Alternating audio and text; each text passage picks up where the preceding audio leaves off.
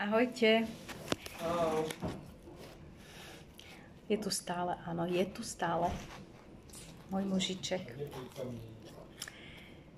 Dnes máme, drahí moji, výklad na 4 kartičky. Prvá bola ciele. Stanovte si cieľ, zapíšte si ho a nelpnite na výsledku. Veľmi dôležité sú však jednotlivé kroky.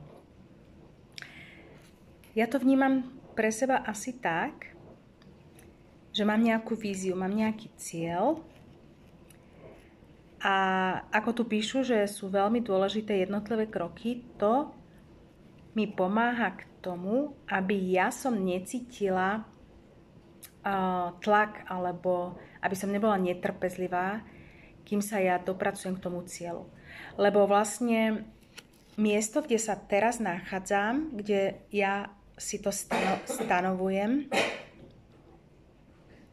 ten cieľ,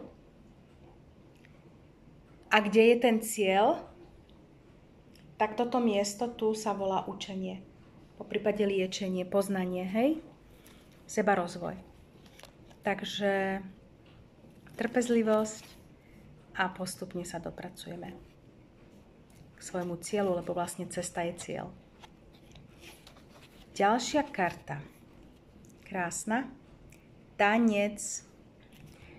Vstúpte do svetla. Zdieľajte svoje dary a nadanie s celým svetom. To je akoby ten tanec duše, ako tanec, že telo je proste v pohybe,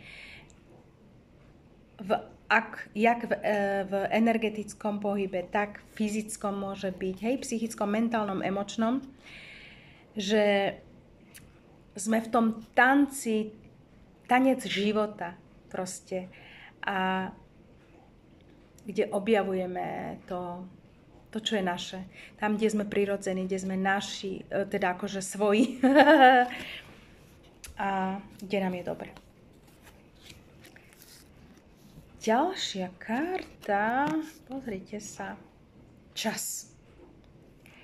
Naplánujte si posvetné schôdzky sami so sebou.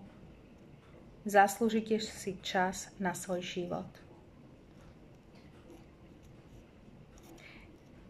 Také randičko sami so sebou, sama so sebou. A mať to také fakt ako pre seba, také posvetné, robiť si také rituály sám pre seba. V intimite, v súkromí.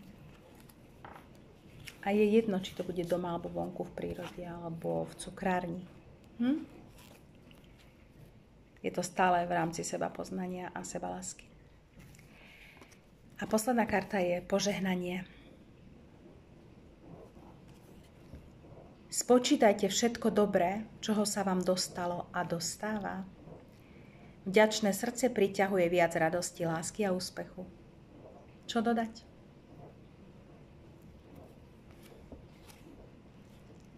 Iba, že ďakujem.